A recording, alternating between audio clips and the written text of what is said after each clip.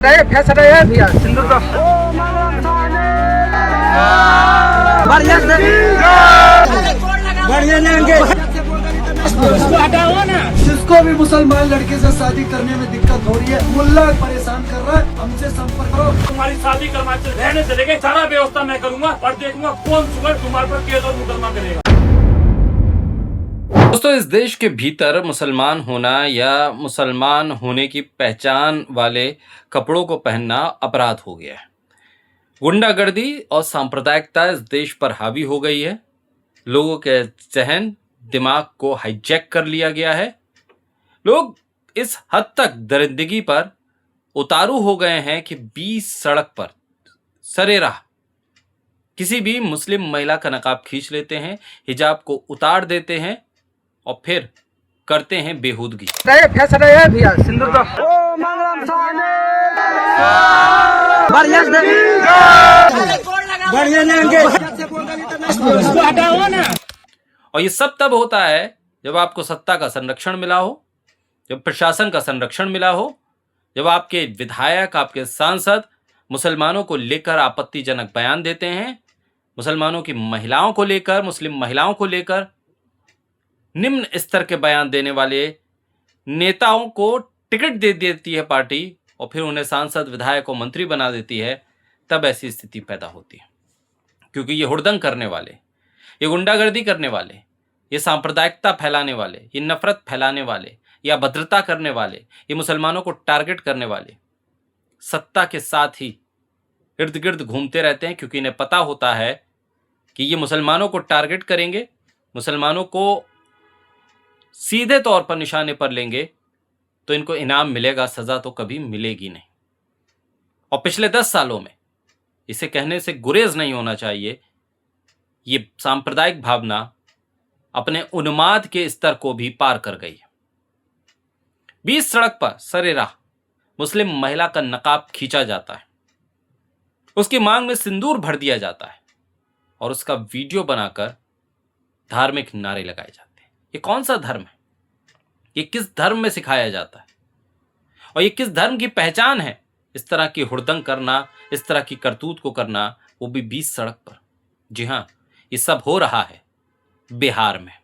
बिहार में जहां सम्राट चौधरी मुख्यमंत्री तो बन गए, नीतीश कुमार को दिल्ली तो भेज दिया, लेकिन ना उन्हें शासन चलाना आ रहा है, न प्रशासन पर कोई लगाम है। और वैसे वो लगाम लगाकर करेंगे भी क्या? जो उनका वोटर है वो तो यही सब देखना चाहता है।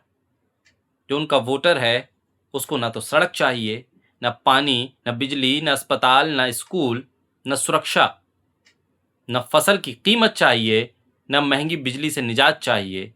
उसे तो सिर्फ ये चाहिए कि मुस्लिम महिलाओं के नकाब को 20 सड़क पर खींचने की आज़ादी उसे मिल जाए, मुसलमानों के मदरसों पर ताले लगाने की आज़ादी उसे मिल जाए, मुसलमानों की दाढ़ी नोचने की आज़ादी उसे मिल जाए, मुसलमानों की टोपी को सर से गिराने की आज़ादी उसे मिल जाए।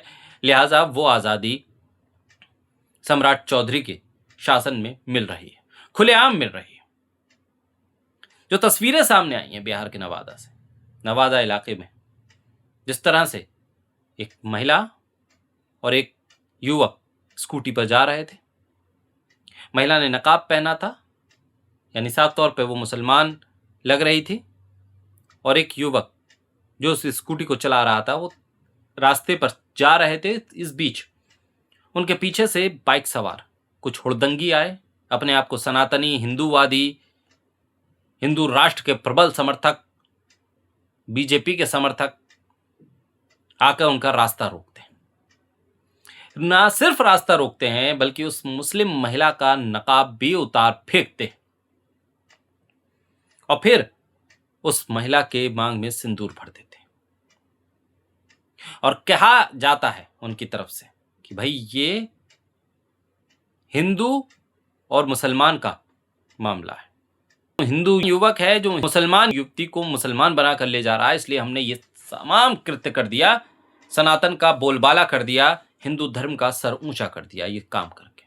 बाद में नवादा पुलिस कहती है, नवादा पुलिस का स्टेटमेंट है बाकायदा, कि दोनों ही एक ही संप्रदाय से थे, दोनों ही मुसलमान थे, और जो इस तरह से 20 सड़क पर महिला के साथ अभद्रता की है, नकाब को खींचा है, सिंदूर भरा है, ये अराजक तत्व हैं, गुंडा तत्व हैं, सिर्फ बयान दे दिया गया। इन लोगों में से किसी की गिरफ्तारी हो पाई है या नहीं हो पाई है, ये स्पष्ट नहीं किया गया।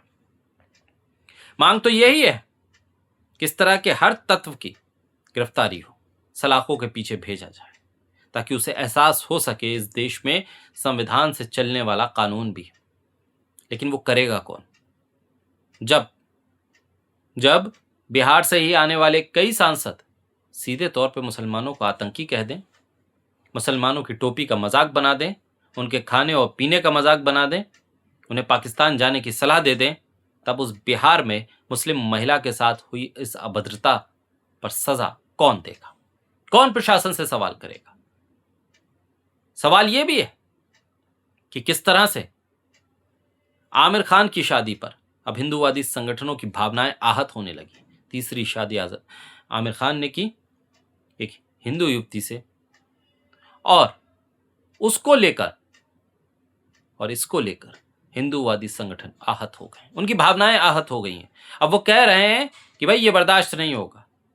अब जब बर्दाश्त से बाहर चीजें हो गई, तब आमिर खान का पुतला फूंक दिया गया। एक तरफ मुस्लिम महिला का नकाब आप खींचेंगे, दूसरी तरफ आमिर खान की शादी पर आपको एतराज होगा। आप ये तमाम चीजें उसी के साथ कर सकते हैं जो कमजोर मुसलमान है, जो गरीब मुसलमान है, जो मध्यम वर्गीय मुसलमान है। आप हाई क्लास मुसलमान के साथ ऐसा नहीं कर सकते। क्यों? क्योंकि उसकी नातेदारी, उसका मेल जोल, उसका उठना बैठना हाई क्लास हिंदूवादी नेताओं के साथ है। राज ठाकरे जैसे लोग आमिर खान की उस तीसरी शादी में मौजूद रहे।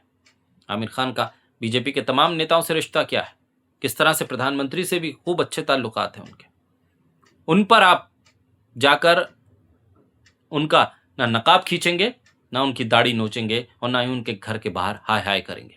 आपका जोर चलता है सिर्फ गरीब मुसलमान पर, कमजोर मुसलमान पर, मध्य वर्गीय मुसलमान पर। और ये करते हुए आप अपने आप को सनातन का सबसे बड़ा रक्षक अगर मानते हैं, तो ये सबसे बड़ी भूल है। आप इस देश के लिए सबसे बड़े कलंक हैं। आप इस देश के लिए सबसे बड़े कलंक हैं, क्योंकि आप ना तो इस देश के हैं, ना इस समाज के हैं, ना ही संविधान के हैं, और ना ही आप कानून मानते हैं। बहरहाल बिहार में जो कुछ हो रहा है वो लगातार सवालों के घेरे में है। बंगाल में जो कुछ हो रहा है वो सवालों के घेरे में है। यानी जहां जहां डबल इंजन की सरकार है, चरम पर जब अपराध जा रहा है, कार्रवाई ना होना हमेशा से ही सवालों के घेरे में।